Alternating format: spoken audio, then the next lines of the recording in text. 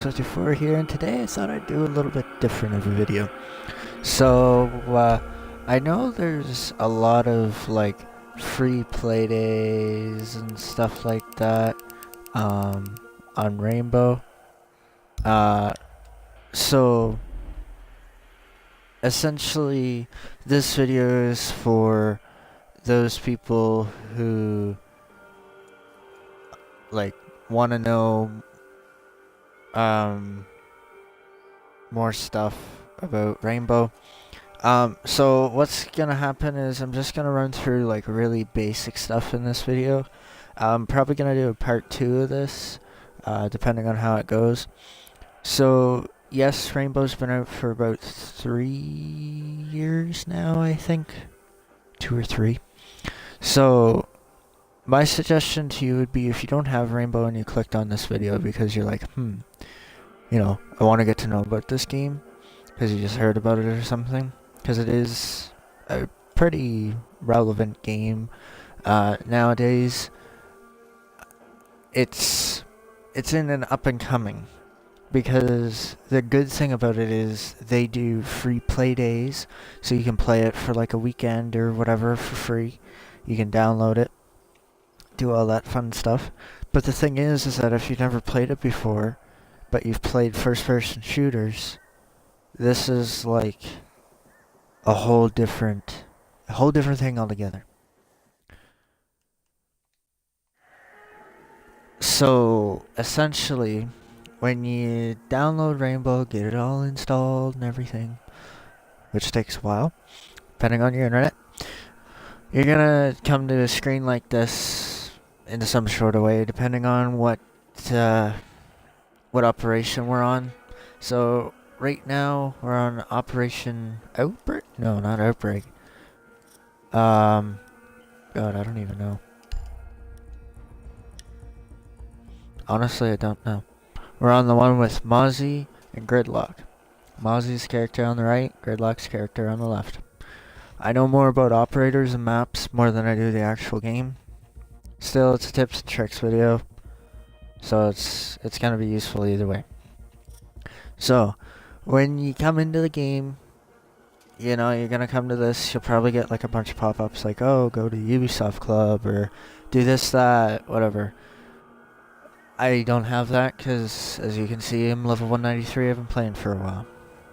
So you probably have that. Now, operator section.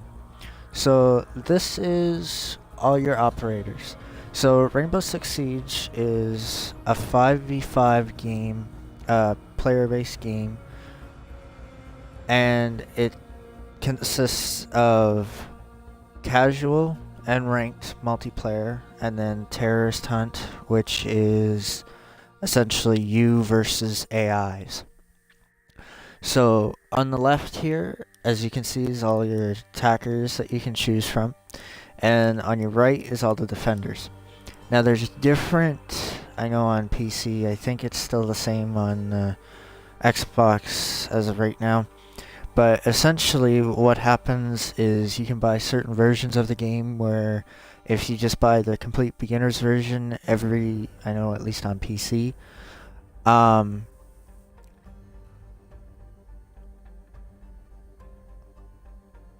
you will, oh god. If you get it on PC, sorry. Mine just went elsewhere. If you get it on PC, you'll have options. You will have an option to buy like 3 or 4 different variations of the game. There's one that essentially you have no operators, and every operator costs like 15,000, and then the DLC ones cost 25. You have another one, which is a standard edition. It'll come with all the operators here right up till IQ. The blue one, Buck and Frost. Them down, those are DLC operators. So essentially what'll happen is those cost more renown. So if you get that, it's gonna cost more. You can get like a deluxe edition, but it's like over $100, because that's how video games work. In my opinion, just essentially just do the just play it normally, rank up normally. Don't waste your money. It's a game. Just buy the standard version. You know, grind through it. It's more fun anyway. And this is gonna move on to our next part. Renown for your operators. So essentially, what's gonna happen is, operators, all these guys cost renown, which is in-game currency. So essentially, what's gonna happen is you're gonna get on and you're gonna have no currency. The currency in rainbow is at the top right corner in green, in yellow. I guess I'm colorblind. So essentially the way that works is that's renown, and the one below it in the gray is R6 credits. R6 credits you have to buy, and just one sec.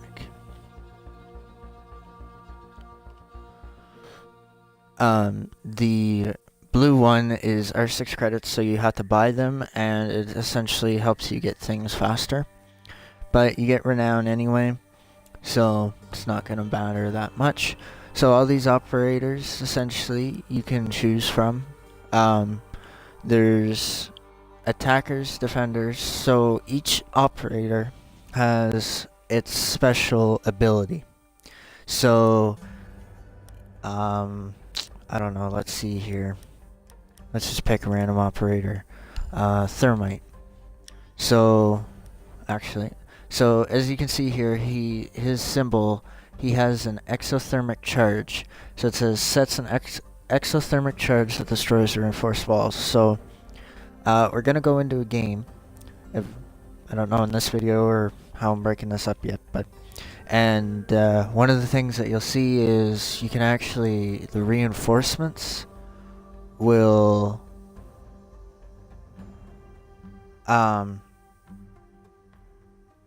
you can barricade walls and stuff so that the attackers can't get in.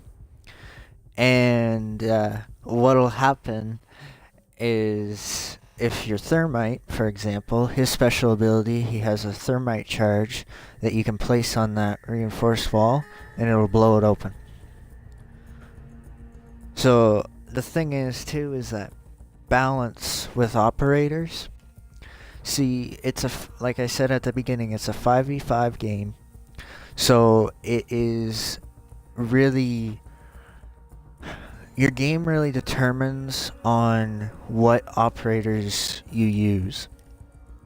For example, if you're defending, and you want to be a good supportive team, and you have a party of 5 people, or you're playing with a group of your friends, my suggestion, just totally on everybody, but just using the I don't know what you want to call them, stock operators or whatever. If you're playing in a multiplayer match and you're defending, 5 operators you should use, in my opinion: Doc, Rook, Jaeger, Bandit, and Castle. So Castle puts armor on the doors so that it's harder for people to get through.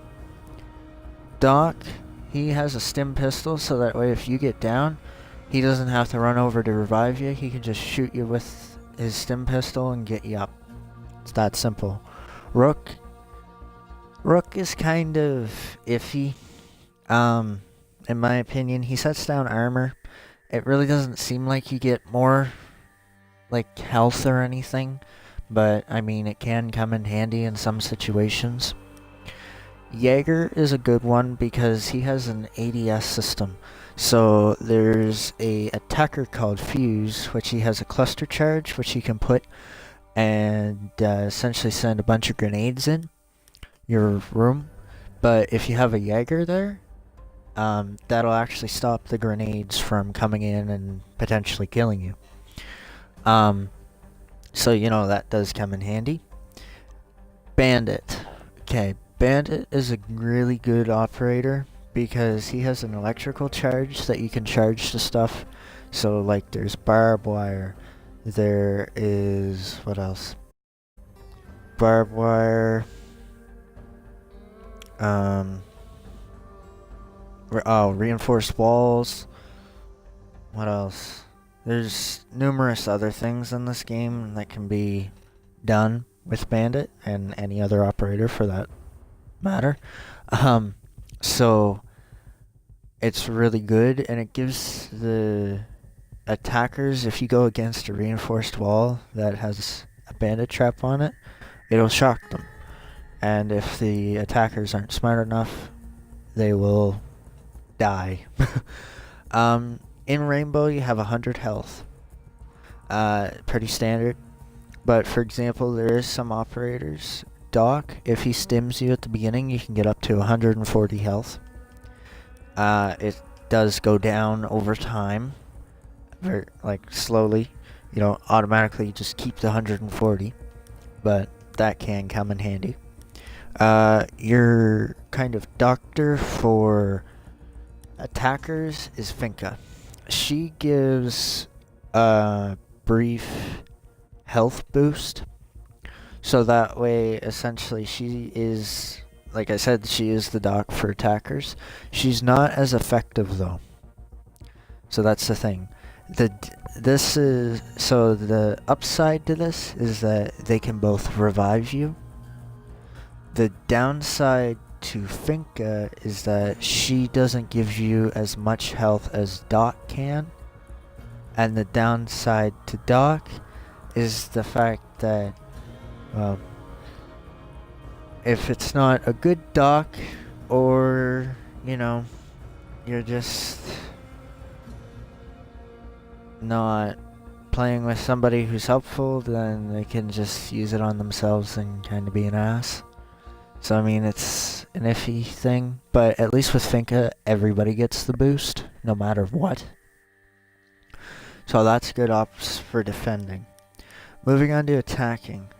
Starting out, I can pretty much tell you the best, and for me, going against the most irritating operator to use in attacking is Ash. So Ash is an operator that has, well, two main weapons, which most operators do. The first one is a G36C. So it's an assault rifle. The fire rate is good. The capacity has 30 bullets, as you can see there. That's okay for Rainbow. It's not the best, but it's not the worst. Clearly, it's an assault rifle. What do you expect? I typically do not use this weapon if I'm Ash.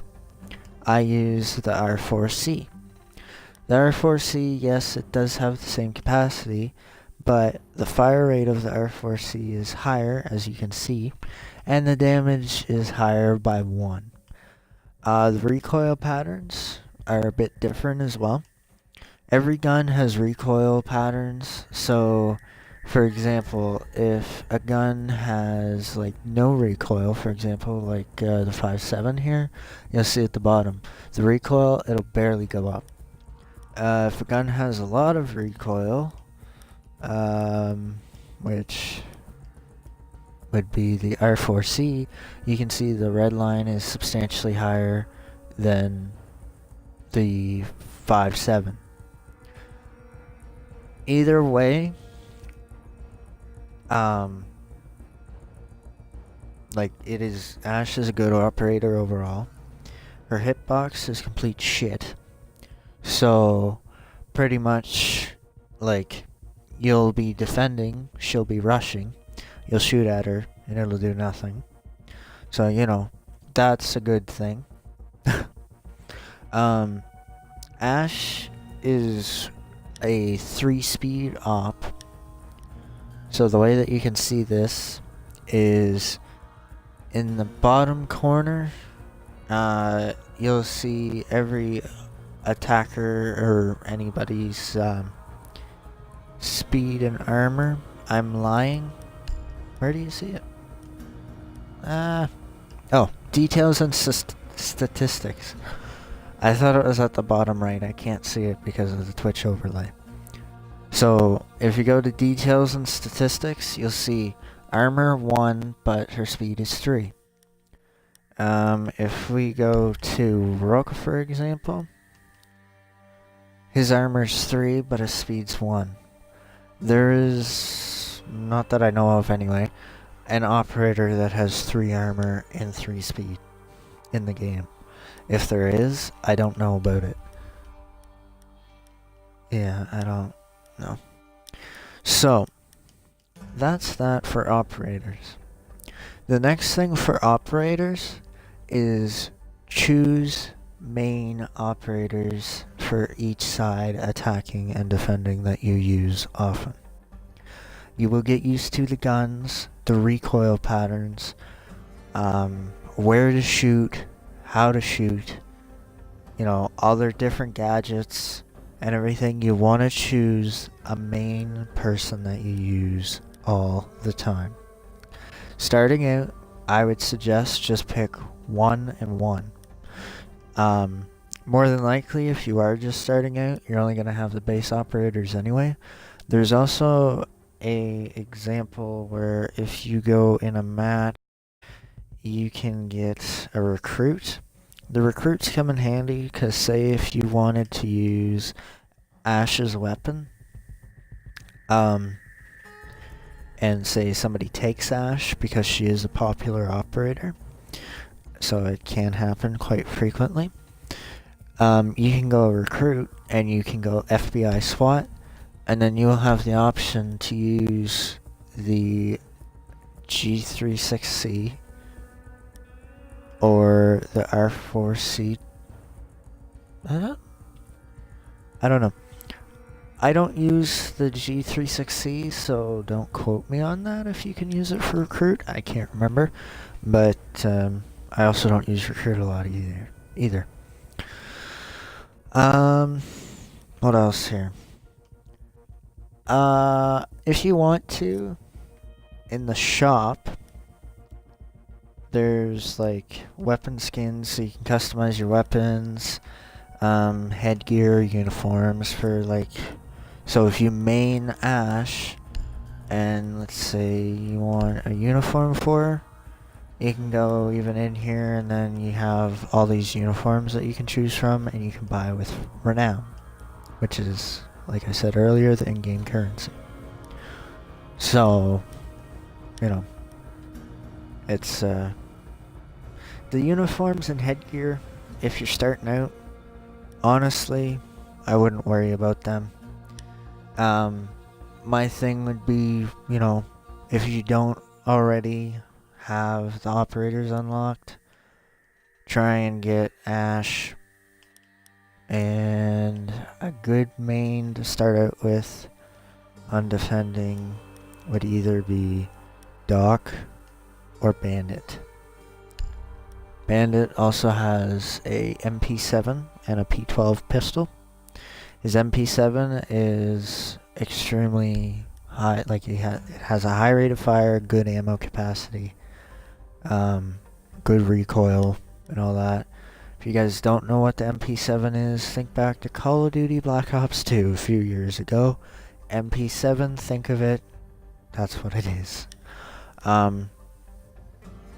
So, it's a really, really good gun. His ability isn't that great, but, you know, you're starting out, so, I mean, in my opinion, if I was starting out again, and I knew nothing, and I was looking for advice, 2 operators I would suggest having is Ash and Bandit. Now, if you are someone who buys R6 credits, or Renown, whatever, or you somehow just play that much that you get a bunch of Renown, like, I don't know, by then you shouldn't be watching this video. But if you get a lot of Renown, every operator from the blue ones on attacking and defending, all the way down to the bottom, costs 25,000 Renown. If you get the season pass, you'll get them for free. For example, if you get it now, I think Cade and Nomad will be included along with Mozzie and Gridlock. I think for year 4, but don't quote me on that because I've had all these operators for a while. So, what I like to call DLC operators. So, good ones for attacking. Buck is my main for attacking. So Buck has 2 primary weapons, a automatic and a semi-automatic, which is the C8 SFW assault rifle and the CAM RS marksman rifle. The C8, what do I have to say about this? Oh god, I use it a lot. So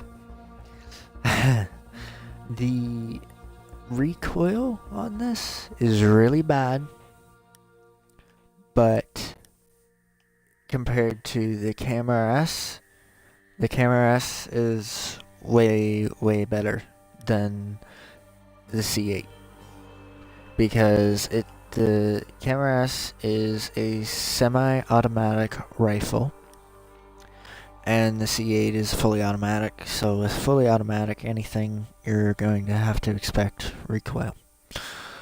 So the C8 is, if you can control recoil, it's good. If not, whatever. It wouldn't be good. If you have a good trigger finger, you want to go with the CAM RS. It is a really good gun. It does a good amount of damage, and if you can get a headshot, there's no chance. Pistol, the MK1 9mm. Okay. The damage is only 48, but it's a good pistol overall. Not that much recoil. You know, standard pistol. If you got a good trigger finger, even if you have a good trigger finger, I'd still go with the CAM RS. But I mean, if you have to, you know, whatever. Buck also comes with stun grenades and frag grenades. I'm not even going to bother explaining what each are. If you don't know what frag grenades and stun grenades are, you should probably stop playing video games. Because just stop. And then you get your headgear, uniforms, and everything else. That is my main for attacking. My second main for attacking is Hibana. Hibana has a Type 89 and a P229 secondary. She also has a shotgun that can be used as a primary weapon, which is a Supernova, and a Bearing 9, which is a submachine gun. The Type 89 is an extremely good gun. It does a good amount of damage. It is a fully automatic gun. And overall, I use it all the time. And it is really good for what it's needed to do. There's good recoil. I would suggest, though, having the vertical grip on it. All attachments are free now. When the game first came out, they weren't, but it would be good to look into that, because the attachments can help majorly, especially your scopes. Any gun, in my opinion, that you have that has an ACOG available to it, I would use it. ACOG is probably the best sight. Going to this, so these are the barrels. So you got suppressor, flash hider, compensator, muzzle brake. If you use a suppressor, yeah, okay, it reduces the sound, but in all honesty, it decreases the amount of damage that you do, And in all honesty, if you're playing with people who have good headsets, they're gonna hear it anyway. So in my opinion, I just go with either a compensator, muzzle brake, or flash hider. Muzzle brake is good because if you ever need to go into single fire shooting, it reduces the kick. So that's why I have them on most of my guns. A vertical grip is also extremely good. I don't really use angled grips. I don't care for them. And the underbarrel. This is another thing. Laser sight. It's good for headshots and stuff, but the thing is that people have been screwed over, and I've been screwed over using a laser sight, because if you're looking in a room and there's an enemy there, if your laser's pointing forward and there's a door there and there's an enemy to your left and he's looking out the window or whatever, he can see your laser. So he knows you're right there. He just gave away your position. They're good for headshots, but the thing is that if you get used to it, you don't need it. I would suggest not having it. Everything that I'm saying in this tips and tricks video is my opinion. You can yours, that's totally fine. I'm just saying, in my opinion, the underbarrel with the laser sight, don't put that on any gun, because that'll give away your position. And once you get used to it, like I said, it'll be a no-brainer. You'll know what you're doing. Visual customization, you know, you can work for Renown. There's cool skins that you can get. There's even a FaZe Clan one for Hibana. But that needs R6 credits, so you actually need to buy it. But, you know, still cool either way. Yeah. And then you get the pistol and that. Breach charges are good. Those can only be used on non-reinforced walls, so like wood walls, or there's hatches as well. We'll get into that in another video, but for now I kind of just wanted to teach you guys a little bit about the operators, and all that. So yeah. There will probably be another episode to this, and what'll happen is we'll go in-game and we will go and play either probably one of both. We'll play a terrorist hunt and a multiplayer match. And I will give you guys some good tips for that as well. So yeah, questions, feel free to comment. But essentially that's all for this video. Don't forget to like the video if you did enjoy. Also comment to let me know what you guys think about the tip and trick that I've given to you guys. If you have tips and tricks of your own that you use, feel free to comment them. But, yeah, other than that, guys, that's all for this video. I'll try and give you guys some more tips in-game. And other than that, I will see you guys next time. Peace.